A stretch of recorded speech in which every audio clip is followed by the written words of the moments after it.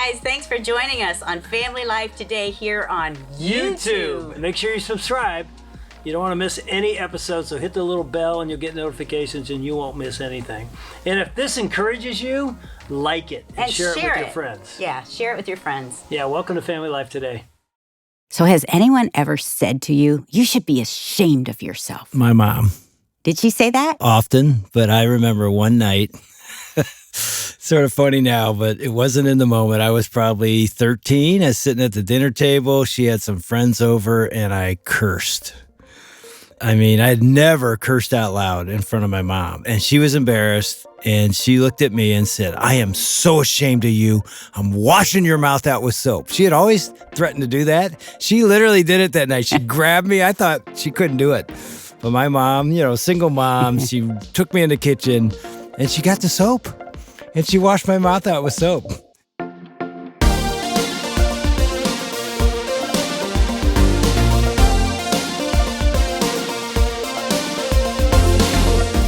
Welcome to Family Life Today, where we want to help you pursue the relationships that matter most. I'm Ann Wilson. And I'm Dave Wilson, and you can find us at FamilyLifeToday.com or on the Family Life app. This is Family Life Today.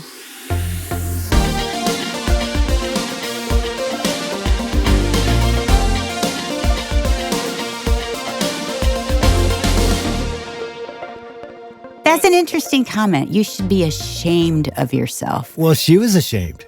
Yeah. Of her son's actions in front of her friends. And she told me later, I will never hear those kind of words come out of your mouth. And I remember feeling this weight of embarrassment for myself and for our family. And it sort of opens up this dialogue today about this word shame. And we've got two people in the studio that can talk about it with some real wisdom. Ron and Nan Deal are back with Family Life today. Welcome back, guys. Thank you. Thanks. And you're over there smiling a little bit as you hear the story. Man. What's that smile? Well, I'm smiling because I got my better half in here. That's for one. super fun, Nan. It's so fun to have you with us. It's great to be here. Thank you. Your story just hits it, I mean, and here's the crazy thing about shame. Even if somebody does not say to you, you should be ashamed of yourself, we just do feel ashamed of ourselves. My line was, what were you thinking when you did that? You would say that to your kids? No, that's what was said to me. Oh. With a curse word in there. What in the were you thinking all my life? Well, obviously, I guess I wasn't thinking.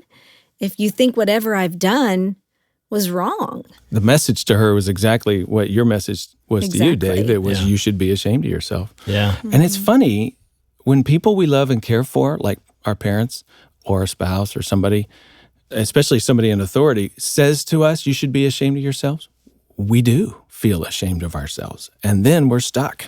And that seems to take root, Ron. Like it seems to go deep. I think we all have felt that. And I'm sure our listeners have felt like, yes, that word shame, that lingers. As a matter of fact, the person we're going to be listening to today, Dr. Kurt Thompson, would say it's neurological. It's deep, so deep into our heart, our spirit, and our brain in that it takes root in the actual functionality of how our brain works. That's really deep. And so it's hard to get rid of. It's hard to shake. This is a topic we really need to talk about. And Dr. Thompson knows a little bit about the brain. He does. And let me tell you about this guy. Yeah. He is a psychiatrist, a psychotherapist. He specializes in what's called interpersonal neurobiology. That's how my brain interacts with your brain and how that affects our relationship and us as individuals. It's a really sophisticated, kind of cool science. It's only developed in the last 15, 20 years since we've been able to do brain scans and really understand how our mind works at a different level. That's what he specializes in. His 3 books that he's written about shame, one of them in particular, The Soul of Shame, in my opinion, is a must-read for leaders, for pastors, and for anybody who's wrestling with shame in their life. You got to read The Soul of Shame. He and his wife, Phyllis, live outside Washington, D.C. I caught up with him during a Christian counselors conference. And we recorded a conversation talking about blended families and shame, but the content applies to everybody listening to us right now. So we're going to listen to a clip. We are. But before we do, I'd love you to sort of define shame? Yeah. So, in a nutshell, guilt is I feel badly about something I've done, and shame is I am bad. It's an identity statement. Shame cuts all the way to how I feel about myself and my worth and my value. So again, guilt is sort of on the surface. I feel bad about something I did. You used the word embarrassed a little while ago. Yeah, that's more of the guilt sort of feeling. But shame goes deeper than that. It says, I am wrong. And I tell you what, when I was sitting at that dinner table and my mom said that, I can remember feeling from that definition, shame. Mm-hmm. I remember feeling I'm a bad kid. Mm-hmm. I'm becoming a bad kid. As I become a teenager, my mom is identifying that to me. So I want to say to our listener, as you listen to this first clip, you may not be aware that shame is a part of your life. I wasn't for years aware that it was a big part of my life. And in middle age, I still feel like I'm unpacking that a little bit every day. So you may be listening for yourself, but you may be listening for somebody else that you know and love and care for. Or maybe you're a parent and you're thinking, I don't want to be a shame-based parent. Yeah. So how do I not do this? There's something in here for everyone. I need to share a story with you. A number of years ago, some of my listeners may have heard me tell this story before, but it so encapsulates shame in my mind that I just want to share it with you and then have you react to it. And let's unpack what this woman was struggling with. A number of years ago, I was speaking in a church on a Sunday morning, and the worship team was there, and it was one of those churches where they had multiple services. So I was getting to preach the same sermon 4 times in a row. Lucky you. Lucky me. And by the 4th time, I was thinking, have I already said this part? Did I already? Oh, my goodness. No, I don't think I said it. And the worship team, of course, was leading 4 times. So I got to know them in between the first service and after the second service. And then one of those occasions between services, I was chatting with a couple people on the worship team, and I was just thanking them for leading me into a place of worship. It was really touching and moving, and I just felt the presence of God. And I had been speaking on grace and sort of related to step families of the Bible and how many of us today can really relate to those kinds of experiences. And so all of a sudden, one of the women on the worship team, who's heard my sermon now twice, says to me, oh yeah, well, we're one of those blended families. I said, oh, great. Well, and I kind of winked and said, so you could relate to this whole grace thing with your family, right? And she goes, no, not really. And I stopped and I thought, okay, help me with that. I need to hear more. What's behind that? I'm a therapist. I know to chase the pain, right? That's what we do. And she said, well, I don't know. It's just, I didn't want a divorce. My first husband left me, he kind of left us in a lurch. It was really hard. And I have a great husband now. We're doing well. We've had some struggles, but we're really doing well as a family. But I just don't feel the smile of God on our marriage. And I said, okay, tell me a little more. And as the story went on, she basically unpacked a story I've heard a million times from many, many people, but especially from a lot of blended family couples. Whether it's other people's judgment and shame put on them for whatever life has thrown at them and whatever decisions they may have made. Sometimes they make those sinful decisions. Sometimes somebody else made a sinful decision. Sometimes people didn't make any decision. It's just sort of where they find themselves. But they still sort of feel second class. They still feel like, wow, my life shouldn't have gone this way.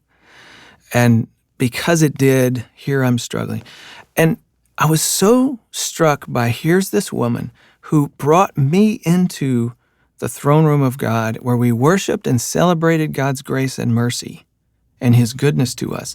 And yet she could not absorb that very same message of grace for herself. Now, I've heard the story a million times, but that one really stuck with me. Like, here's this woman who's a part of the worship team, and this message is not for her. At least that's the way it feels. Would you help me and our listeners understand, what does shame do to us? Why does it unravel our ability to rest in God's goodness and grace and mercy? What's going on in this story that we all need to learn something from? Well, Ron, I'm just sitting holding the story itself, and it's just really painful. Mm-hmm. And I'm not at all close to or connected to this story. And at the same time, this tells us something about what shame does, that you're the person who had the encounter with the woman. I don't know anything about this woman. I'm not connected to this story. You're telling me this story, and it's resonant with me about the parts of my own shame, unfinished business, which I think tells us a little bit about the ubiquity of shame. Yeah. It's everywhere. I think it tells us a little bit about how ancient it is. A significant part of shame's power, I think, has to do with how long it has been at work in the world and how early in our own lives it takes up neurobiological residence. And so we're really well practiced at it. It's easily accessible. Once it gets entangled with our desire to create beauty and goodness in the world, even the beauty now becomes something that I have a hard time even longing for or even imagining that I would want, because I'm only going to anticipate the shame is going to accompany it. And so you have this really ancient neurophysiologic, interpersonal, cultural phenomenon that is entangled in the micro moments of our lives, not to speak of the big moments of our lives. Right. And, it's kind of like if you were to take a cup of chocolate powder and pour it in a gallon of milk and stir it all up, it doesn't really matter how much you dilute the milk thereafter. The chocolate's still in the milk. It's still there. And I think that I'm someone who likes to know that if I'm going to work on a problem, that I'm going to fix a problem to its perfected end. And so the fact that shame still at times wraps itself around my ankles, like in and of itself is a shaming thing to me. Like, why can't I be the kind of follower of Jesus who gets it right enough such that shame never really has any more foothold? And my sense is that evil's intention is to very subtly and very silently use shame where it can and where it will to continue to entangle our histories and our stories, not just to make us feel bad, not just as evidence of our having made certain decisions that, or other people making certain decisions, but in addition, and maybe I would say primarily, it uses shame as a way to prevent us from creating beauty in the world. That's its mission. Ultimately, if you're entangled and tied down by shame, what I hear you saying is you can't be free to create beauty in the world. Right. So your friend, if we were to ask her, if you couldn't be ashamed, if it weren't possible, what would be the next artifact of beauty that you would want to create? What would be the next risk you would be willing to take? And of course, for some of us, those questions feel impossible to answer because shame has been so effective. It makes it virtually impossible for me to think about this. But this is the thing, right? Part of why the way that shame is effectively what I would call self-referential, like you sense it and then you feel it, it kind of like wraps itself even more tightly around you. And the more ashamed I feel, the more ashamed I feel. And neurophysiologically, this is what happens in no small part because of the isolating effect that it carries out upon different structures in the brain. But this notion that if we were to invite your friend to consider the future and to say, well, what if you couldn't be ashamed? What would you want to do? The moment that she starts to imagine what she would want to do, her memory is going to follow her. And there will be the risk of like, oh yes, but something might go wrong and shame will be waiting for me. And so I find it impossible to imagine the answer to that question. What would I do if shame weren't here? And I'm really then just left with this. Yeah. So we say, I can't get out of this. I'm too racked by this. That is as much about how frightening it is for me to take the risk of leaving it as it is about shame actually having some kind of independent power over us.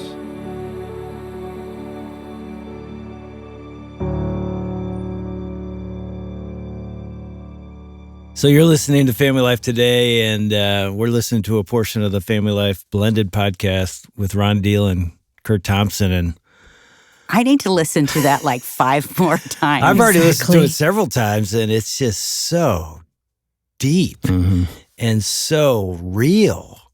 I think we're stunned. It's like I've carried this my whole life. And it so entangles itself in everything. For me, I'm thinking, okay, because I was shame-based parented my whole life, it can be a glance, it can be no words, it can be words. And I am sitting here thinking all of the messages of you're not good enough, you're not wanted, and it just entangles itself your whole life that you carry that into marriage, into what you do. I mean, sitting at this table, feeling not worthy to even have a voice here. And the enemy would want no more than for me to be silenced, to shrink, to walk in that shame. You've done this, you're not enough. I mean, it's insidious. It really is insidious. I feel the exact same thing about sitting at this table. Here's the example I would give about his comment about shame being self-referential. In other words, it's sort of fast-forwarding to the moment you're going to feel shame because of how you mess up. Most people listening right now who know anything about my work know I speak on a regular basis in front of audiences. I'm at a table like this, recording my own podcast or here on Family Life Today or on other broadcasts, national TV and radio programs, and I am scared to death every single time I do any of that because somewhere in the back of my mind I have this thought that if I mess up, that it will prove that the worth I'm afraid is true about me. That's what shame says. Ron, if they really know that you're not as good as you appear to be, that somehow you will have lost your worth. I fight that all the time. It's like, what is that? What is that thing that keeps telling me, well, don't mess up? One of the reasons I study so hard and I work at the craft that I do is I want to do a good job, but I'm also trying to prove to myself that I'm not a screw-up. That's shame. It's funny, as we were talking at the beginning of this segment, I recalled the time that I had been abused by another person in our extended family. And it had happened over the years, but this was something new. And I remember what I said to myself was, oh, it's me. There's something wrong with me. And so exactly as you said, that shame started to intertwine with everything.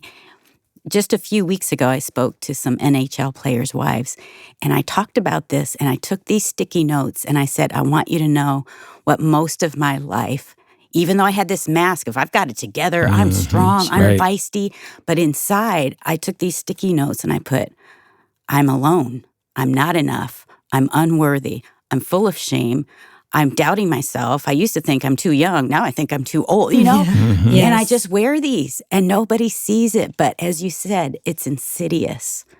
So on the outside, we put up a good show, and it's all about sort of proving that we're better than we think we really are. And if somebody really finds this out, you know, when he kind of posed that question, what if shame wasn't a part of your life? Yeah. What's the first thing you would love to go and do? What's the risk you would take? What's the thing you would go and create? What's the challenge that you would say, oh, I want to try to take that on, whether it's to create something or build something or envision something or just, you know, do something sort of fun. You sort of go, wow, I don't even know what I'd do, right? Because I've spent so long going, no, can't go there. Better not do that. That's sort of risky. You know, that'll make me look bad. We're always backing away from something rather than leaning in to risk. It's shame that cuts itself at the knees. Well, listen to that. That message is a message that draws you and makes you flee into isolation. And that's exactly what shame does. And isn't that where the enemy wants us? Exactly. In Well, bondage. Here's the tension as well, is like, of all people, the four of us sitting around this table should understand our identity in Christ. Right. Yes. And so there's this tension like, well, shame is not who I am. And yet, how does that work itself out? Because we know the truth. Yep. We live the lie. That's where we're living. I'm not Dr. Thompson, but here's what I've come to understand. And by the way, I'll just mention to the listener that over the next couple of broadcasts, we're going to be unpacking this thing from a spiritual standpoint so that we can move closer to God and one another and understand how shame impacts our relationships.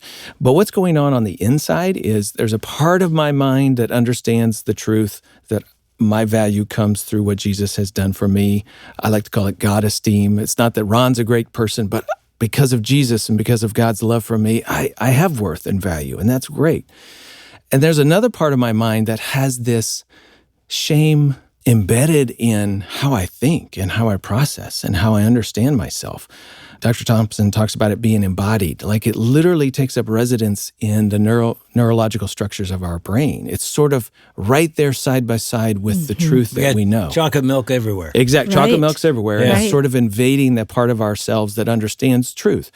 It's working from a body standpoint, from a mind, from a neurological standpoint, even though we're trying to hold on to this truth we know from Scripture. And there's a battle going on inside our brains, inside our minds, which is one reason why the New Testament, I think, spends so much time talking about being transformed By the renewing of our your mind. mind, like getting shame out of the way and letting God's truth really take up residence in your heart and mind and soul and drive who you are, not letting shame drive who you are.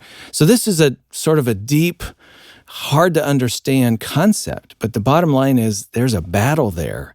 And if we don't understand how shame is playing a role in our lives, we'll just continue to be a victim of it. And it can be so quick, can it? I mean, I'm sitting here and in an instant, remember how long you battled with that? Remember how long you did that? It can be so instant in a moment that you can go back to That you're those. triggered and you begin to self-protect Exactly. and hide. I call it, we go into hiding. Yes. And so you don't have the fullness of our true self, of who our new identity in Christ doesn't come out. I mean, this Exactly. is the story of the Bible, right? Yeah. Adam and Eve, naked and what? Unashamed, not embarrassed, not afraid, to risk, to be known, to be completely vulnerable. That's what naked is. And Not have just physically, this relationship and this communion with God. It was so relational beautiful. intimacy with God and with one another, complete vulnerability and no embarrassment, no hiding whatsoever. Sin enters the world, and all of a sudden we're clothed and we're hiding. And I like to say we've been hiding ever since in one form or another from God, from one another. We're still wrestling with how shame has altered our ability to be known. I'm thinking of Moses. God, don't send me. I can't speak. One of the most intelligent and most educated men of his time. I'm thinking of Gideon, who, when God says, well, the angel says, my valiant warrior, and he says, I'm the least of these, Saul. Well, I'm the least in my clan. It's throughout the Bible where God calls us, this is who you are, and we're full of shame. Like, no, I'm not. Right. I just want to say tomorrow on the broadcast, we're going to hear Dr. Thompson talk about a couple of conversations that Jesus had with people that were just soaking in shame. And I see myself in those stories, and I think most of us do. Yeah, I would just add, you don't want to miss the next couple of days because this is, I mean, when you talked about the worship leader, I thought, I've done that as a pastor. You can preach it in such a way that people go, wow, that was life-changing. And you get in your car and you're driving home going, I don't know if I live it. See, here's the thing. That's that self-referential aspect of shame. It's sort of like, well, but I was hiding a little bit of myself. And so this audience said, wow, but they really don't know all of me. And if they knew all of me, they would know what I know. And that is that I don't have the worth that they think I have. And we're undoing ourselves in a nanosecond. This is so, as Nan said, insidious. Like it just keeps coming for us. Now notice Dr. Thompson noted that shame is a tool of the enemy. It's coming for us because it wants to destroy us, limit us, frighten us from risk, silence us from taking risks, from doing wonderful things, from stepping out in God's grace and confidence that we're loved and forgiven. Like, no, it's the thing that makes us hide and pull away.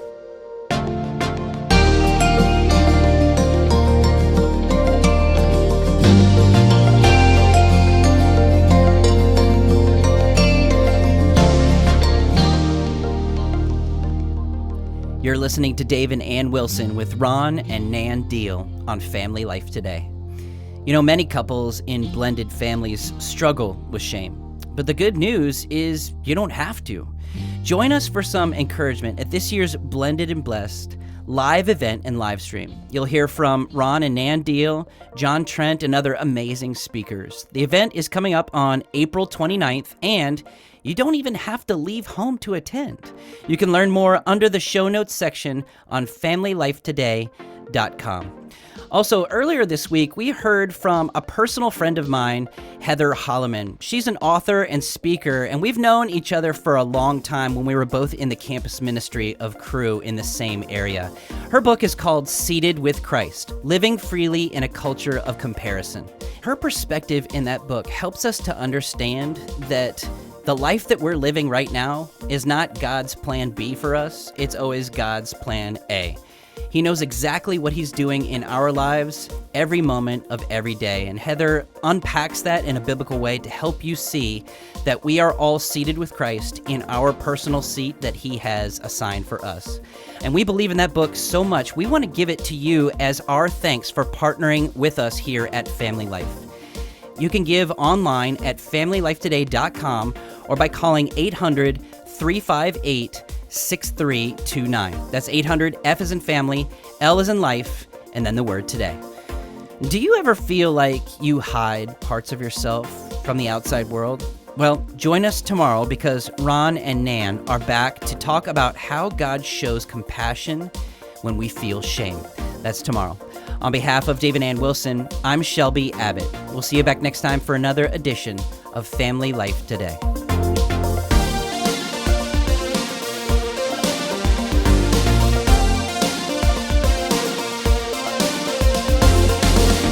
Family Life Today is a production of Family Life, a Cru ministry, helping you pursue the relationships that matter most.